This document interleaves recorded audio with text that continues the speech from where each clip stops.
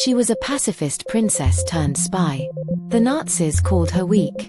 Her own commanders doubted her. And yet, this woman became the last Allied radio operator standing in Nazi-occupied Paris, keeping the resistance alive while the Gestapo hunted her with everything they had. This is the story of how a woman everyone underestimated became Hitler's worst nightmare. And if you want to see how she destroyed everyone who underestimated her, hit subscribe right now. What this princess did to the Third Reich is absolutely brutal. Picture this: Paris, September 1943. The Gestapo has just executed the largest counterintelligence operation in occupied France. They've arrested hundreds of resistance members. They've shut down every British radio network in Paris. Every single one. The Nazi commanders are celebrating. They think they've won.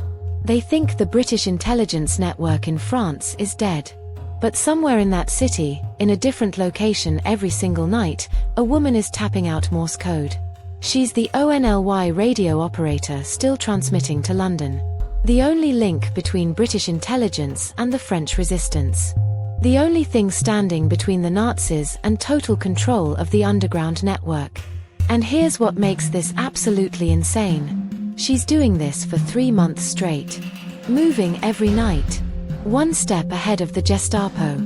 Transmitting coordinates, intelligence, orders, keeping the entire resistance infrastructure alive. The woman they said was too gentle for espionage. The woman they almost rejected from spy training.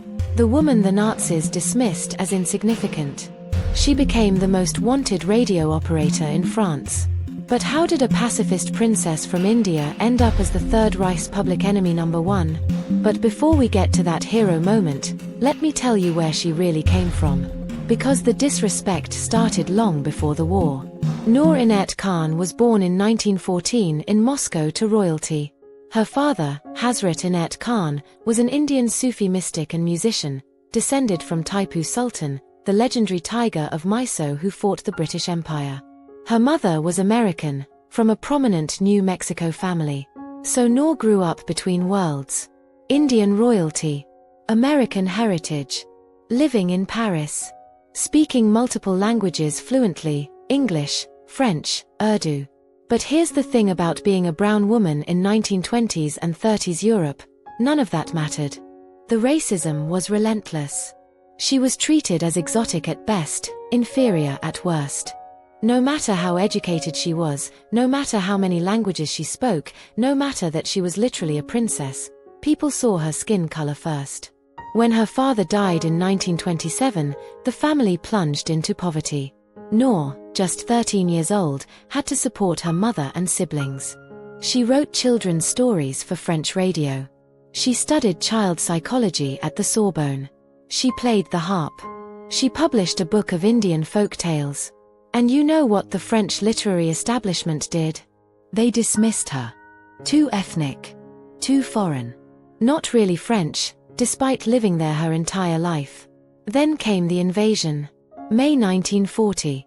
The Nazis rolled into France. And Noor, this gentle, spiritual woman raised as a pacifist in the Sufi tradition, watched her adopted country fall. She fled with her family to England. Refugees. Again displaced. Again treated as outsiders. And here's where the disrespect gets infuriating. When Noor tried to help the war effort, they didn't want her. She was a woman. She was Indian. She was too emotional for war work.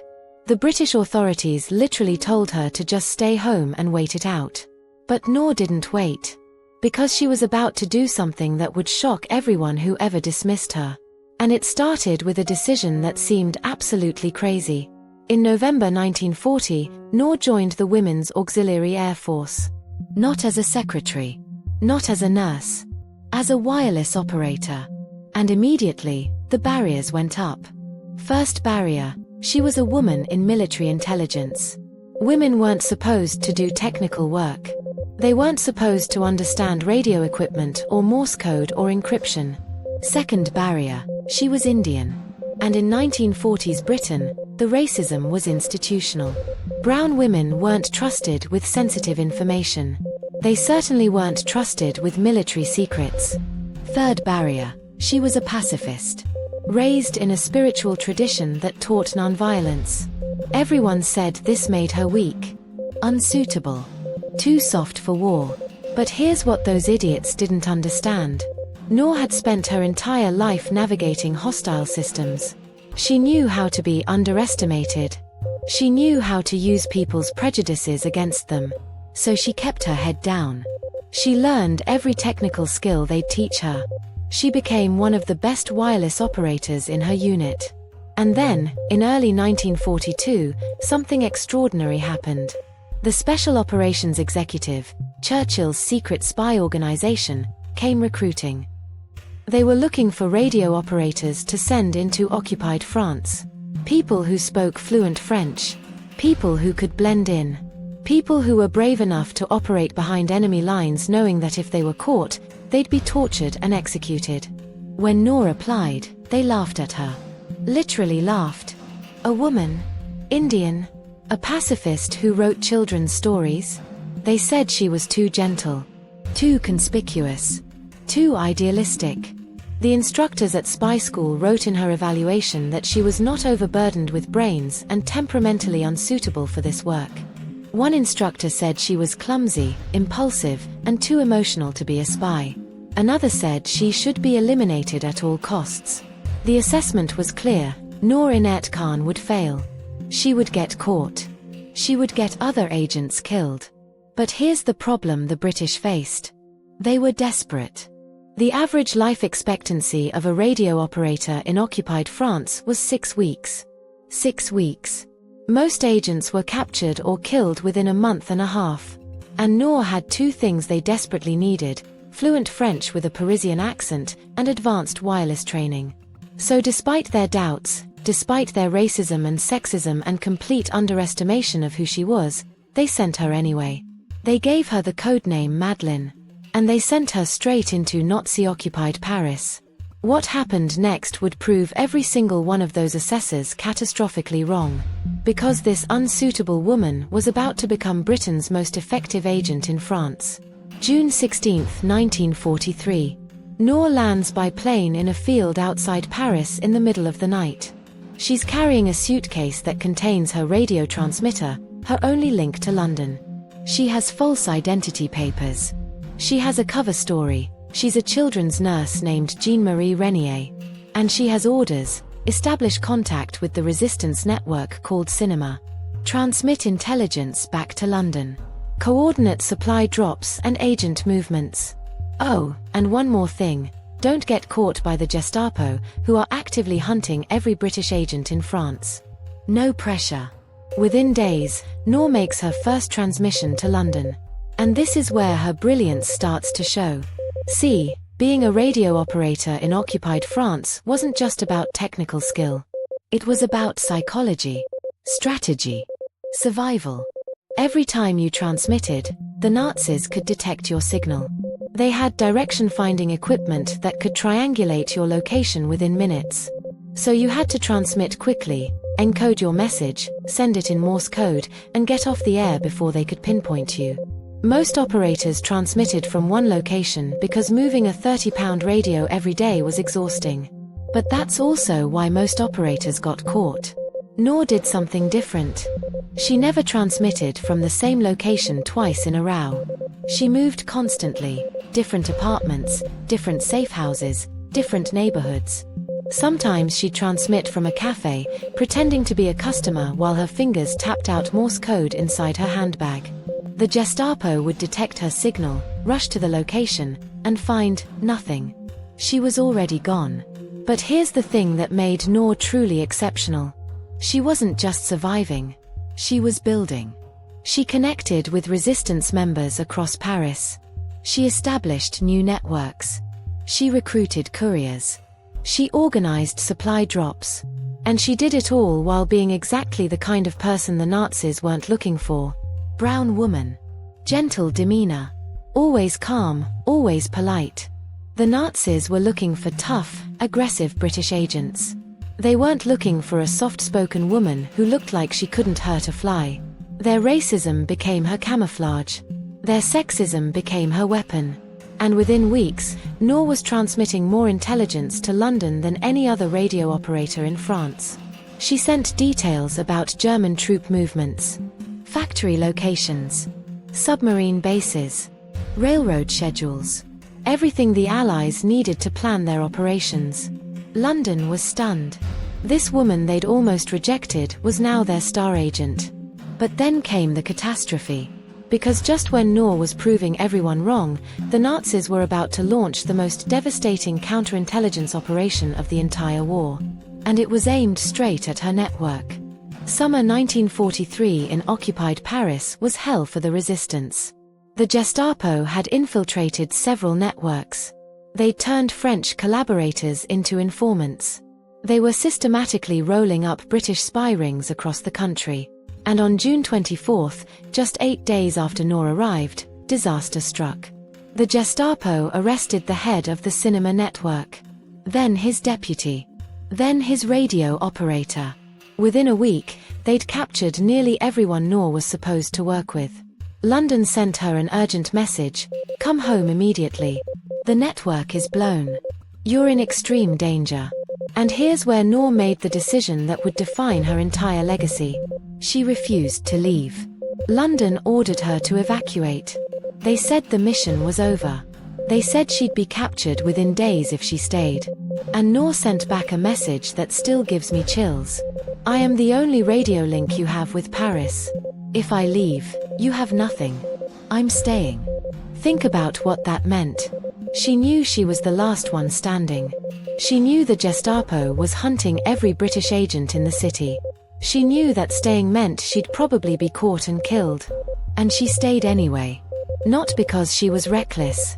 Because she was strategic. Noor understood something that London didn't. The French resistance was bigger than any individual network. There were still hundreds of resistance members operating across Paris. They still needed weapons.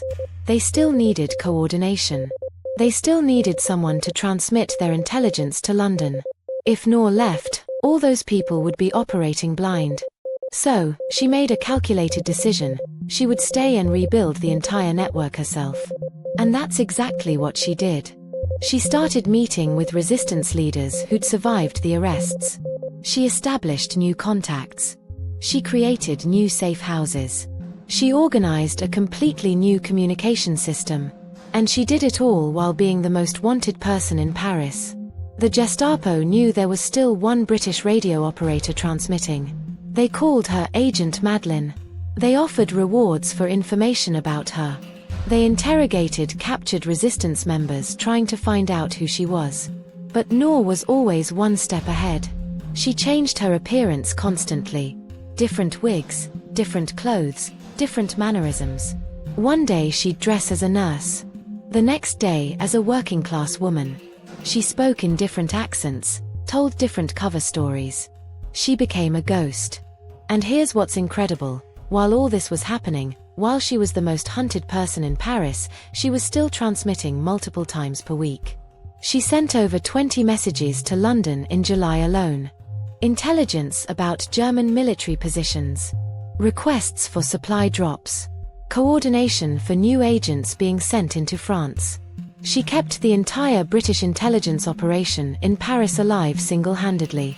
London started calling her the Nightingale because her radio transmissions were the only song they could still hear from France.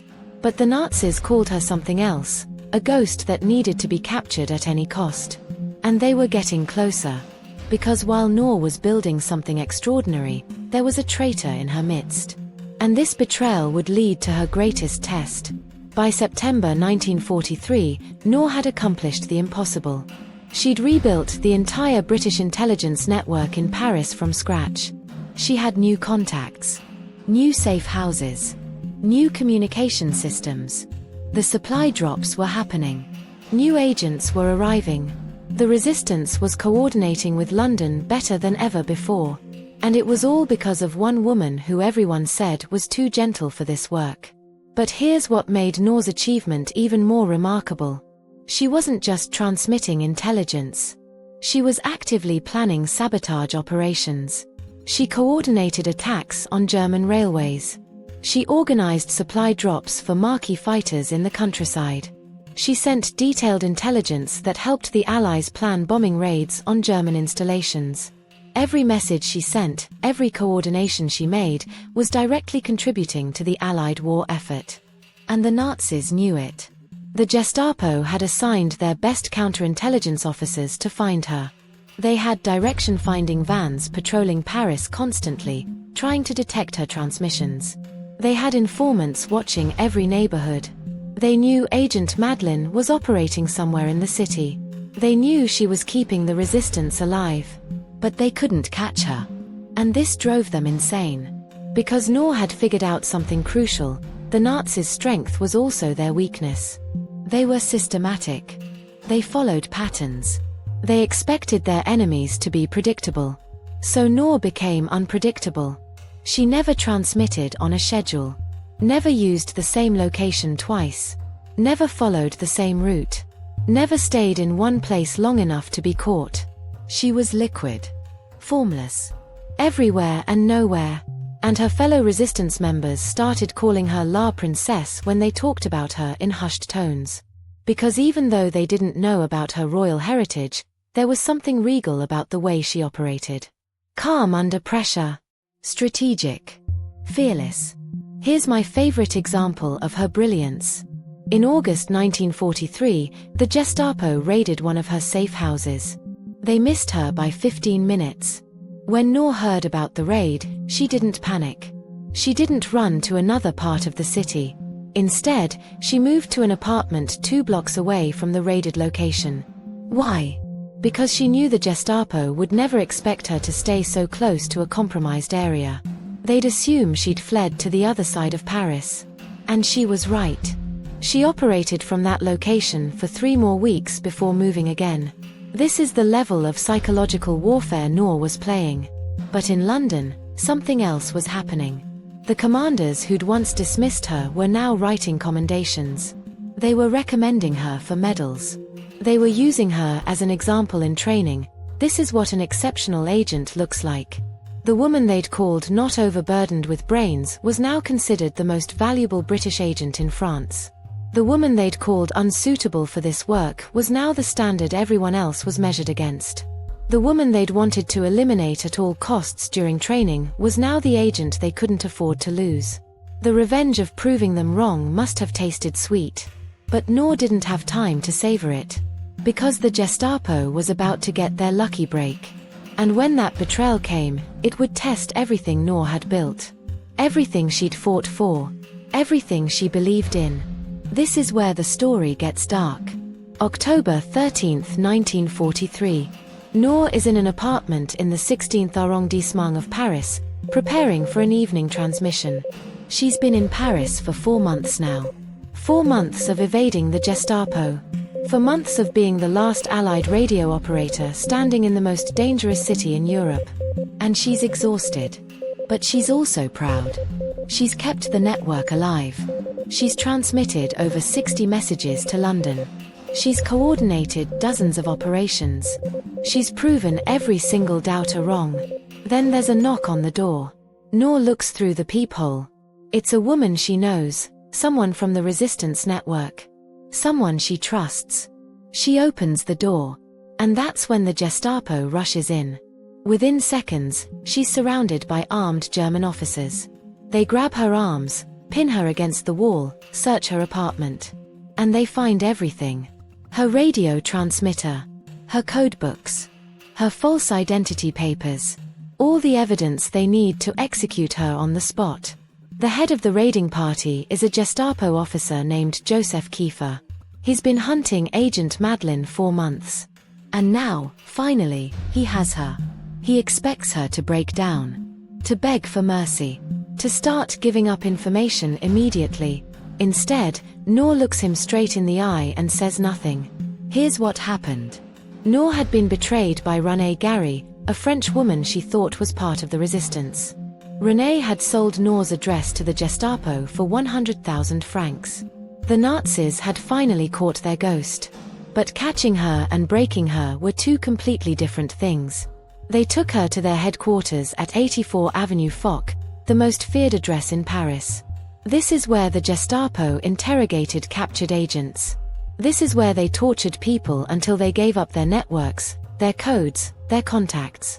And Kiefer had specific orders: get her to transmit false messages to London. Use her radio to feed disinformation to British intelligence. Destroy the entire resistance network from the inside. This was the Nazis' standard playbook. They'd done it to other captured agents. They'd turn them, use them to send fake messages, and systematically dismantle every Allied operation in France. But Noor refused.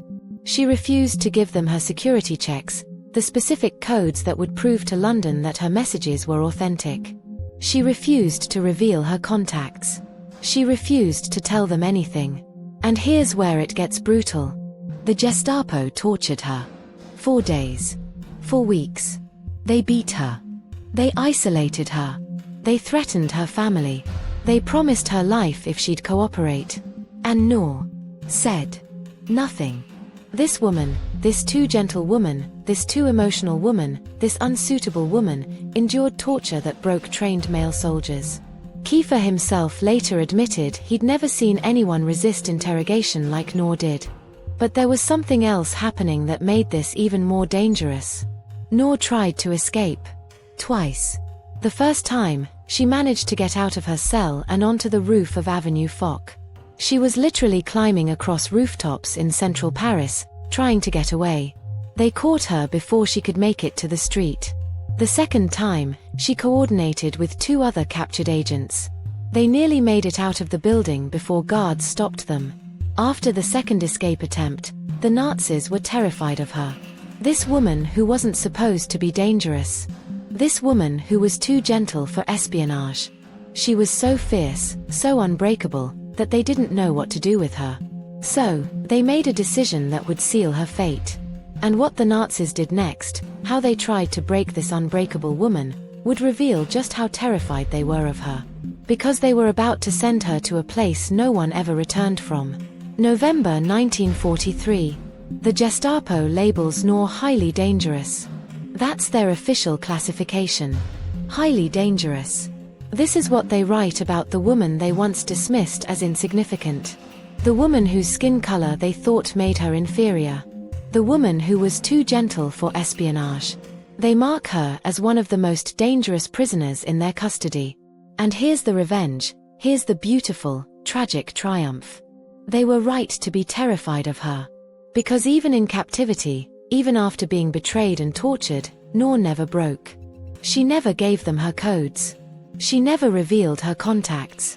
She never transmitted a single false message to London. The Germans tried everything. They offered her freedom. They offered to protect her family. They brought in specialist interrogators from Berlin. Nothing worked. And this is what revenge looks like sometimes. It's not always about physically defeating your enemy. Sometimes it's about denying them the victory they desperately need.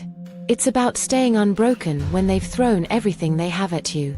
The Nazis needed to break Noor. They needed her codes, her contacts, her cooperation. And she gave them nothing. That's power. That's revenge. But the Germans weren't done trying. In November 1943, they transferred her to Pforzheim prison in Germany. They put her in solitary confinement. Hands and feet shackled. No contact with other prisoners. No daylight. No books. No paper. They tried to break her through isolation. For 10 months, Noor was kept in chains in a dark cell. 10 months. And still, she refused to give them what they wanted. The guards later testified that they'd never seen anything like her. This small woman, kept in chains, tortured regularly, isolated completely, and she never broke down. Never lost her composure. Never begged. One guard said she was proud beyond measure. Another said she was unshakable. But here's what absolutely destroys me, and here's where her revenge becomes complete. While Noor was in prison, the intelligence she transmitted to London was being used to plan D-Day. Let me say that again. The messages Noor sent during those 4 months in Paris, the intelligence about German positions, troop movements, defensive installations, that information directly contributed to the planning of the largest military invasion in human history. The operation that would liberate France. The operation that would destroy the Third Reich. The woman they said was unsuitable for espionage had provided intelligence that helped win the war. The woman the Nazis dismissed as insignificant had kept the entire British intelligence network in Paris alive during one of the most critical periods of World War II. The woman they tortured for months, trying to break her, had already ensured their defeat. And they never even knew it. That's revenge on a historical scale. In September 1944, 10 months after her capture, the Nazis realized they were losing the war. Allied forces were pushing through France. Germany was collapsing. And they made one final, desperate decision. They sent Noor to Dachau concentration camp. On September 13, 1944, at dawn, Noor Inayat Khan was executed by the Nazis. She was 30 years old. Her last word was Libet, freedom. The guards who witnessed her execution said she remained calm and dignified until the very end. Unbroken. Undefeated. And here's what the Nazis never understood. They could kill her body, but they'd already lost. Everything Noor had fought for, everything she'd sacrificed for, was coming true. France was being liberated. The resistance she'd kept alive was helping Allied forces push through German lines. The war she'd fought with Morse code and courage was being won. The Third Reich fell 9 months later. The empire that dismissed her as racially inferior, as a woman too gentle for war, as unsuitable for anything important, that empire was destroyed. And Noor Inayat Khan's intelligence had helped destroy it. That is revenge. Not the revenge of seeing your enemies fall, though she nearly did. But the revenge of proving, beyond any doubt, that everyone who underestimated you was catastrophically wrong. But here's what might make you even angrier than her death. It's what they tried to do to her memory. How they tried to erase her. And how they almost succeeded. After the war ended, do you know what happened to Noor's story? They tried to bury it. 4 years, the British government kept her missions classified. They didn't want to talk about the Indian princess who'd been their most effective agent. They didn't want to admit that the woman they'd called unsuitable had saved their entire intelligence network in France. It was embarrassing.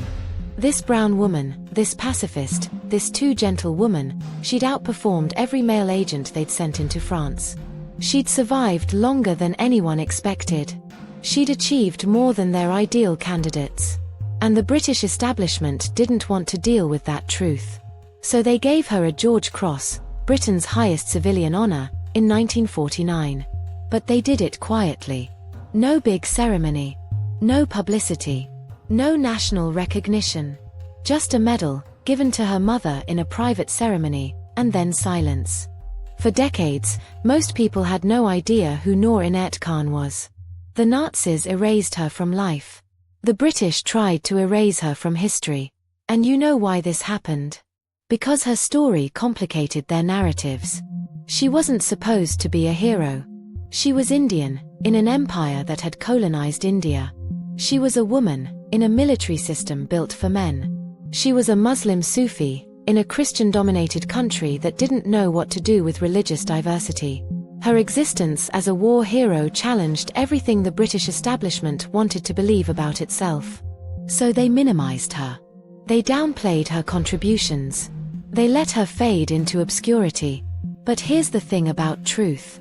It doesn't stay buried forever. In the 1980s and 90s, historians started uncovering the full extent of Noor's missions.